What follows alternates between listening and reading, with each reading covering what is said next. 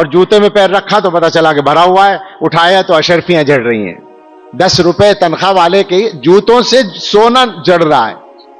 تو حضرت کو ہنسی آئی. حضرت نے فرمایا کہ دنیا والے بھی دنیا کماتے ہیں، ہم بھی دنیا کماتے ہیں، اس فرق کے ساتھ کہ دنیا والے دنیا کے قدموں میں گرتے ہیں اور ہمارے قدموں میں دنیا گرتی ہے.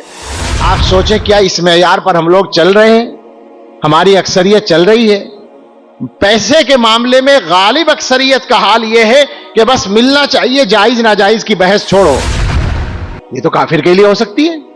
اس کا مطلب یہ ہے کہ دنیا کی کھیتی کو چاہنا یہ کافر کا کام ہے، مسلمان کا کام نہیں ہے. ہم نے اس کے لیے جہنم بنا رکھی ہے. اب سوچئے اتنا یقینی طور پر جہنم کا معاملہ کس کے لیے بیان ہوگا؟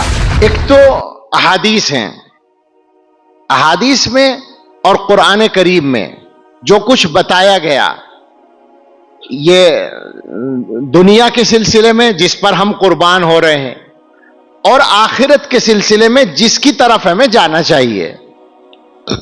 تو قرآن کے الفاظ سے تو مجھے بہت ہی ڈر لگتا ہے، میں سچ کہتا ہوں. علماء پہلے سے جانتے ہیں اس بات کو کہ قرآن کریم نے دنیا کے بارے میں جہاں بات کی ہے تو اس کو پڑھ کر اور اپنے حالات کو دیکھ کر بہت ڈر لگتا ہے. قرآن کہتا ہے من کان یرید حرث الآخرۃ نزد لہ فی حرثہ ومن کان یرید حرث الدنیا نؤتہ منہا وما لہ فی الآخرۃ من نصیب.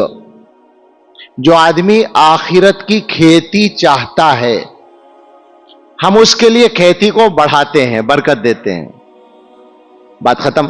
اور جو آدمی دنیا کی کھیتی چاہتا ہے تو اس کو اس میں سے کچھ دے دیتے ہیں جتنی ہماری مرضی ہے، مگر آخرت میں اس کا کوئی حصہ نہیں.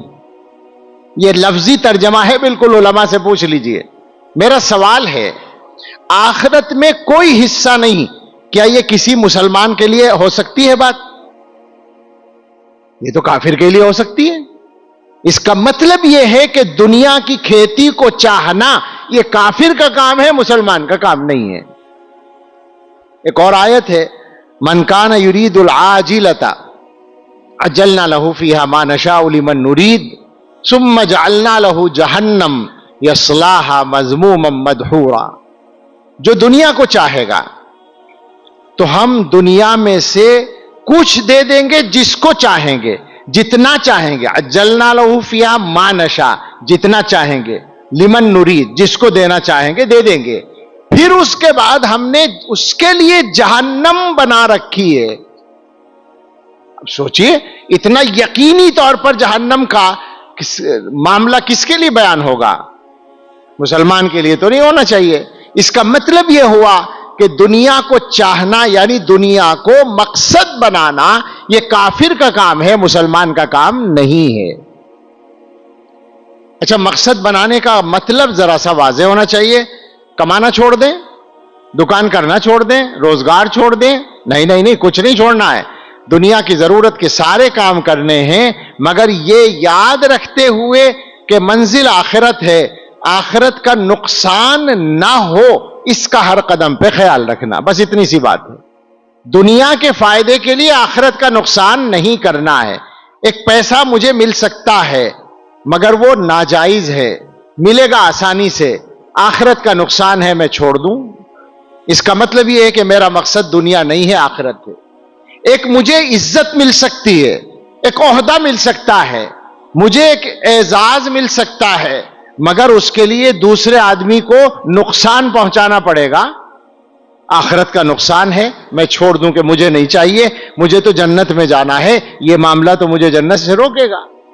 تو اس کا مطلب یہ ہے کہ میرا مقصد آخرت ہے، دنیا نہیں ہے. آپ سوچیں ذرا، میں لمبی بہت ساری مثالیں دے کر بات لمبی نہیں کرنا چاہتا. آپ سوچیں کیا اس معیار پر ہم لوگ چل رہے ہیں؟ ہماری اکثریت چل رہی ہے.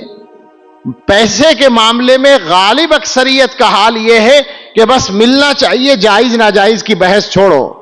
علماء سے پوچھتے نہیں، اور اگر علماء خود بتا دیں تو مانتے نہیں. آخرت کا نقصان کر رہے ہیں، دنیا کما رہے ہیں. اور جو دوسری بات کہی میں نے اس میں تو اللہ کی پناہ، کون سا طبقہ بچا ہوگا عزت حاصل کرنے کے لیے دوسرے کی عزت کو کم کرنا، اس سے تو کوئی نہیں بچا ہوا، خطرناک بات ہے۔ اس کا مطلب یہ ہے کہ ہم اسی کو سب کچھ سمجھ رہے ہیں، دنیا ہی کو سب کچھ سمجھ رہے ہیں۔ بہت دن نہیں لگتے، ختم ہو جاتی ہے، سب چلے جائیں گے، اعمال کے علاوہ کچھ نہیں ساتھ رہتا۔ تو یہ اصل نشانہ ہے۔ اب حدیث سنیں، حدیث میں اس معاملے میں جو بات فرمائی گئی وہ ارشاد ہے، من کانت الآخرۃ ہمہ، میں آدھا ٹکڑا پہلے بیان کر دوں، دوسرا والا، من کانت الدنیا ہمہ، دنیا جس آدمی کا ٹارگٹ ہے، مقصد ہے، اصل فکر ہے، تو اس کے ساتھ تین معاملات ہوتے ہیں اللہ کی طرف سے۔ جعل اللہ فقرہ بین عینیہ، اللہ تعالی اس کا فقر کے معنی ہے فقیری، غربت، محتاجی، اس کی پیشانی پر لکھ دیتے ہیں۔ نظر آئے گا کسی چیز کی ضرورت ہے، بڑے سے بڑا آدمی کا مطلب مالدار، بڑے سے بڑا مالدار محتاج نظر آئے گا۔ مجھے ایک واقعہ یاد آیا حضرت کا، ایک صاحب نے حضرت کو ایک مرتبہ ایک ہدیہ دیا، کچھ رقم تھی، بڑے کوئی مالدار تھے وہ صاحب، اور حضرت سے محبت رکھتے تھے۔ جو بھی رقم مجھے معلوم نہیں، یاد نہیں، 20,000 50,000 جو بھی تھا، تو حضرت ظاہر ہدیہ قبول بھی کرتے تھے، اور بلکہ عجیب انداز تھا ہدیہ قبول کرنے کا، ان کو بالکل ضرورت نہیں ہوتی تھی مگر شکریہ ادا کرتے تھے، دعا دیتے تھے۔ ہم جیسوں کی طرح نہیں کہ منہ بنا کر لیں گے تاکہ پتہ چلے کہ ہم لینا نہیں چاہ رہے، یہ بناوٹ ہوتی ہے۔ عجیب بات دیکھیے، حضرت ہمیشہ، بلکہ یہ فرماتے تھے صراحتاً،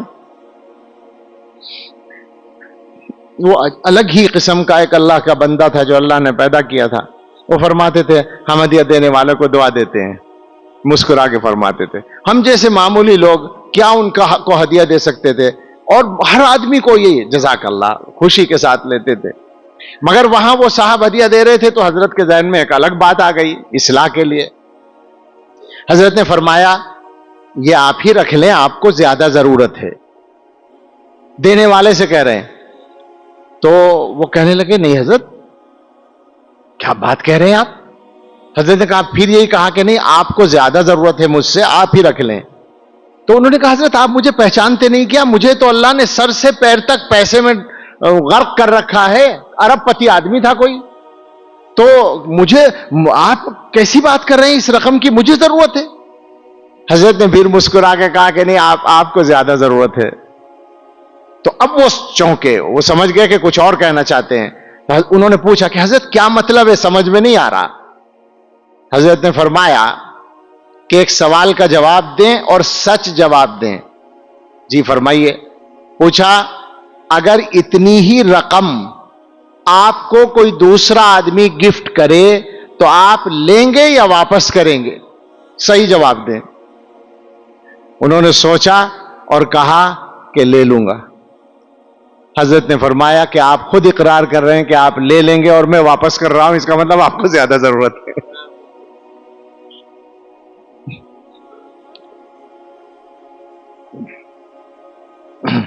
یہ ادنا مناسبت سے یاد آیا، وہ آدمی بھی اچھے تھے، ظاہر دیندار تھے، لیکن حدیث یہ کہہ رہی ہے کہ جس آدمی کا مقصد دنیا ہوتی ہے اس کے چہرے سے پتہ چلے گا کہ بیچارہ پریشان ہے پیسے کے لیے۔ تو ہم نے دیکھا ہے ارب پتی کھرب پتی لوگوں کو بھی دیکھا ہے پیسے کے لیے پریشان رہتے ہیں، 2 فیکٹریاں چل رہی ہیں تو تیسری قائم کرنے کے لیے پریشان رہتے ہیں۔ میں سچ کہتا ہوں کہ میں نے غریبوں کو اتنا پریشان نہیں دیکھا جتنا مالداروں کو دیکھا ہے۔ میں تجربے کی بات بتا رہا ہوں، میں نے کھرب پتی بہت سارے لوگ دیکھے ہیں مگر ان کو بہت پریشان پایا ہے۔ اللہ ان کی بھی پریشانیاں دور کرے بیچاروں کی، لیکن حدیث صادق آتی ہے۔ دوسری پریشانی یہ ہے وَفَرَّقَ عَلَيْهِ شَمْلَهُ، اللہ تعالیٰ اس کے معاملات کو منتشر کر دیتے ہیں، کنفیوژن سا ہو جاتا ہے، کبھی ادھر کبھی ادھر، کبھی وہ مسئلہ کبھی یہ مسئلہ، کبھی اس کاروبار کی پریشانی کبھی اس کی پریشانی، آپ دیکھتے ہیں نا سب ہوتا رہتا ہے۔ آگے فرمایا وَلَمْ يَأْتِهِ مِنَ الدُّنْيَا إِلَّا مَا قُدِّرَ لَهُ، دنیا اتنی ہی ملتی ہے جتنی مقدر میں، اس سے زیادہ نہیں ملتی۔ بنا لو مقصد دنیا کو، تقدیر سے زیادہ نہیں ملے گی۔ اس کے بعد یہ بات ہے جو پہلے سنانی تھی، من کانت الآخرۃ ہمہ، آخرت جس کا مقصد ہوتی ہے، آخرت جس کے کا نشانہ ہوتی ہے، تو تین کام وہاں بھی ہوتے ہیں۔ جعل اللہ غناہ فی قلبہ، اللہ تعالیٰ اس کے دل میں اس کا غنا رکھ دیتے ہیں۔ غنا کے معنی مالداری، بے نیازی، یعنی دل کا مالدار بن جاتا ہے۔ مجھے یاد آیا حجت الاسلام حضرت مولانا محمد قاسم صاحب نانوتوی رحمۃ اللہ علیہ چھتے کی مسجد میں بیٹھے تھے۔ حضرت کا جو حجرہ ہے جو اسی جگہ پر تھا، وہ چھپر پڑا ہوا تھا، تو وہاں بیٹھے تھے، اور میرٹھ میں ایک جگہ ہے لال کرتی، ایک گاؤں تھا، مل گیا شہر میں، وہاں کے رئیس تھے، اور وہ خاندان بڑا مالدار اور بڑا دیندار تھا۔ اب بھی ہے وہ خاندان موجود وہاں۔ یہ 150 برس پہلے کی بات ہے۔ حضرت نانوتوی رحمۃ اللہ علیہ کے انتقال کو پورے 150 سال ہو رہے ہیں ہجری اعتبار سے۔ 1297 میں انتقال ہوا ہے، 1347 ہے، تو ہو گئے نا 150 سال، 1447 ہے، تو 150 سال پہلے تو انتقال ہو گیا۔ اس سے پہلے کا واقعہ ہے۔ اس زمانے میں بھی وہ کروڑ پتی آدمی تھے، بڑے آدمی تھے، اور دیندار تھے، بزرگوں سے تعلق تھا۔ وہ آ گئے اچانک۔ اچھا، ان بزرگوں کے یہاں دیندار مالداروں کو آنے کی تو اجازت تھی، مگر اسی طرح جیسے سب آتے ہیں۔ ہم نے اپنے حضرت کے یہاں یہ خوب نمونے دیکھے ہیں، بہت بڑے بڑے لوگوں کو حضرت کے یہاں دیکھا ہے ہم نے، جیسے ہم جیسے غریب ہوتے تھے، بلکہ علماء کی تو عزت زیادہ ہوتی تھی۔ باقی جس طرح عام آدمی ایسے ہی کوئی بڑا آدمی، عہدے والوں کو بھی دیکھا ہے، پیسے والوں کو بھی دیکھا ہے، ایک ہی انداز پر، سب سے ملاقات ایک ہی انداز پر، سب سے گفتگو ایک ہی انداز پر۔ اگر انتظار کرنا پڑ رہا ہے تو سب کو کرنا پڑے گا، یہ بھی ہوتا تھا۔ تو وہ آ گئے، بیٹھے، کچھ بات ہوئی، اس کے بعد وہ ہدیہ پیش کیا انہوں نے۔ حضرت نے کہا بھئی کیا ہے؟ کہنے لگے جی یہ ہدیہ ہے، ایک تھیلی تھی۔ کیا ہے اس میں؟ جی کچھ اشرفیاں ہیں۔ اس زمانے میں اشرفی یعنی سونے کا سکہ بھی چلتا تھا، اور عام جو رواج تھا وہ چاندی کے سکے کا ہوتا تھا، چاندی کا روپیہ چلتا تھا، سونا قیمتی چیز کے اشرفیاں ہیں۔ حضرت نانوتوی رحمۃ اللہ علیہ نے فرمایا کہ مجھے ضرورت نہیں، آپ واپس رکھ لیں۔ اب ظاہر ہے وہ یہ تو نہیں کہہ سکتے تھے کہ ضرورت میں کام آ جائے گی۔ انہوں نے یہ کہا کہ حضرت آپ کو ضرورت نہیں ہے تو آپ کے پاس بہت لوگ آتے ہیں، ضرورت مندوں کو آپ دے دیجئے گا۔ تو حضرت نے فرمایا کہ آپ کا مال تقسیم کرنے کی ذمہ داری میں کیوں لوں؟ بھئی ضرورت مندوں کو آپ دیکھیے اور تقسیم کیجئے، میں کیوں کروں؟ اور یہ فرمایا کہ میری 10 روپے تنخواہ ہے، اس میں سے بھی کبھی کبھی کچھ بچ جاتا ہے تو مجھے ضرورت نہیں ہے۔ وہ خاموش ہو گئے، بڑے آدمی تھے، سمجھدار تھے، اٹھا کے لے گئے، مسافہ کر کے چلے گئے۔ مگر باہر انہوں نے حضرت کے جوتوں میں وہ اشرفیاں بھر دیں، بتایا بھی نہیں، اعتماد تھا، تعلق تھا، ایسے ہی چھوڑ کے چلے گئے۔ اب حضرت کے اٹھنے کا جب وقت ہوا اور جوتے میں پیر رکھا تو پتا چلا کہ بھرا ہوا ہے، اٹھایا تو اشرفیاں جڑ رہی ہیں۔ 10 روپے تنخواہ والے کے جوتوں سے سونا جڑ رہا ہے۔ تو حضرت کو ہنسی آئی۔ حضرت نے فرمایا کہ دنیا والے بھی دنیا کماتے ہیں، ہم بھی دنیا کماتے ہیں، اس فرق کے ساتھ کہ دنیا والے دنیا کے قدموں میں گرتے ہیں اور ہمارے قدموں میں دنیا گرتی ہے۔ تو فرمایا دل میں غنا رکھ دیتے ہیں اللہ تعالیٰ، وَجَمَعَ لَهُ شَمْلَهُ، اور اس کے معاملات میں جماؤ یا اطمینان یا ٹھہراؤ پیدا کر دیتے ہیں، بے فکر رہتا ہے، مطمئن رہتا ہے۔ اور وَأَتَتْهُ الدُّنْيَا وَهِيَ رَاغِمَةٌ، دنیا اس کے پاس ذلیل ہو کر آتی ہے، جیسے ابھی دیکھ لیا آپ نے۔ دنیا آئے گی، جو کچھ اللہ تعالیٰ نے دینا لکھ رکھا ہے وہ ملے گا، اس کے علاوہ کوئی ہو ہی نہیں سکتا۔ اب مقصد بنا کے لے لو یا آخرت کی طرف دیکھ کر لے لو، ملے گا ضرور، وہی ملے گا اور اس سے زیادہ نہیں ملے گا۔ تو یہ وہ راستہ ہے جو ہمیں اختیار کرنا ہے، مگر دنیا کی خواہشات اور دنیا کے معاملات ہمیں الجھا لیتے ہیں۔ تو اس کا نتیجہ یہ نکلتا ہے کہ ہمارا سارا بدن اور اندر سے ہمارا دل اور دماغ گناہوں میں مبتلا رہتے ہیں. یہ گناہ، یہ معاملات ہمارے لیے مصیبت بن جاتے ہیں.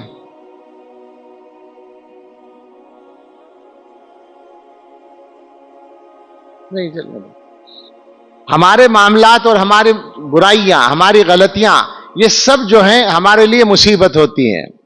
ہمارے حضرت فرمایا کرتے تھے، یہ مضمون بڑا لمبا ہے اور بعض مرتبہ ہم اسی مضمون کو بیان کرتے ہیں، لیکن اب آپ متوجہ ہیں تو میں اس کو چھوٹا کر کے مختصر کر کے 2-3 منٹ میں عرض کرتا ہوں کہ انسان کو ایک معیار حاصل کرنا ہے دین کا. یہ معیار وہ ہے جس کو حدیث میں احسان کہا گیا. الاحسان ان تعبد اللہ کأنک تراہ فإن لم تکن تراہ فإنہ یراک. آپ حضرات علماء تو جانتے ہی ہیں، اور آپ نے بھی بہت سے نے وہ حدیث پڑھی اور سنی ہوگی کہ جبریل علیہ السلام آئے تھے اور سوالات کیے تھے انسانی شکل میں آ کر. 5 سوال تھے. اسلام کیا ہے، دوسرا ایمان کیا ہے، بیچ والا میں نے ابھی بتایا، چوتھا سوال تھا قیامت کب آئے گی، 5واں سوال تھا قیامت کی علامتیں کیا ہیں. جو ایمان اور اسلام والے سوال کے جواب ملنے کے بعد جو سوال ہے وہ ہے احسان کیا ہے. اس کا مطلب یہ ہے کہ ایک آدمی نے ایمان اختیار کر لیا اور اسلام یعنی عمل بھی اختیار کر لیا، اب اس کے بعد اس کا اعلیٰ معیار کیا ہے. چونکہ احسان کے معنی ہے اچھا بنانا، خوبصورت بنانا، کسی چیز میں حسن پیدا کرنا. تو ایمان اور اسلام کا حسن کیا ہے؟ یہ تو آپ سمجھتے ہی ہیں کہ قرآن میں جگہ جگہ یہ بتایا گیا ہے کہ اللہ تعالیٰ اعمال میں حسن چاہتے ہیں. احسنو کہا گیا ہے، ان اللہ لا یضیع اجر من احسن عملا. من احسن عملا میں عملاً کیا ہے؟ ترکیب میں مفعول ہے. اللہ تعالیٰ اس آدمی کا اجر ضائع نہیں کرتے جو کسی عمل کو اچھا کرے. یہ نہیں کہہ رہے جو اچھا عمل کرے، اچھا عمل تو کرنا ہی ہے، برا نہیں کرنا، لیکن اچھے عمل کو کرنے کے 2 طریقے ہیں، ایک اچھا اور ایک برا. جیسے نماز اچھا عمل ہے، سب سے اچھا عمل نماز ہے، مگر اس کے کرنے کے 2 طریقے ہیں، ایک غلط طریقہ جو خلاف سنت ہے اور ایک صحیح طریقہ جو سنت ہے. تو اچھا کرنا یہ مقصد ہے. میں ابھی راستے میں سنا رہا تھا، آپ لوگوں کو سنایا تھا نہیں، میسج میں بتایا تھا، سن رہے ہوں گے آپ. مولانا عبد الماجد دریابادی نے لکھا ہے، وہ پانی آپ کہہ رہے تھے گرم تو نہیں، یا تو بالکل ٹھنڈا ہو یا بالکل گرم. بین سے نہیں کام چلتا، ایک طرف ہونا چاہیے.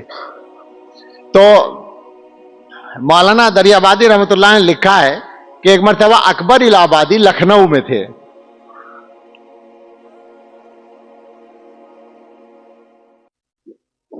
اکبر کو آپ جانتے ہیں، دیندار، خالص دیندار جو ہوتے ہیں ان میں سے تھے. مولانا ہی نے لکھا ہے، انہوں نے ان کا بڑھاپا دیکھا ہے کہ اس زمانے میں وہ نوکر جو رکھتے تھے اپنے کاموں کے لیے، تو اس سے شرط لگاتے تھے کہ میرے ساتھ جماعت سے نماز پڑھنی ہوگی، یعنی روزانہ گھر میں جماعت سے نماز پڑھیں گے، تمہیں میرے ساتھ جماعت سے نماز پڑھنی. تو اکبر شعر سنا رہے ہیں اور سننے چند یعنی نشست ہے، ویسے ہی چند لوگ بیٹھے ہیں. ایک منشی اطہر علی کاکوروی رحمۃ اللہ علیہ تھے، ندوۃ العلماء کے بانیوں میں سے، بڑے متقی آدمی تھے، اور بھی کچھ اسی طرح کے ثقہ قسم کے لوگ تھے. اور اکبر نے شعر شروع کیا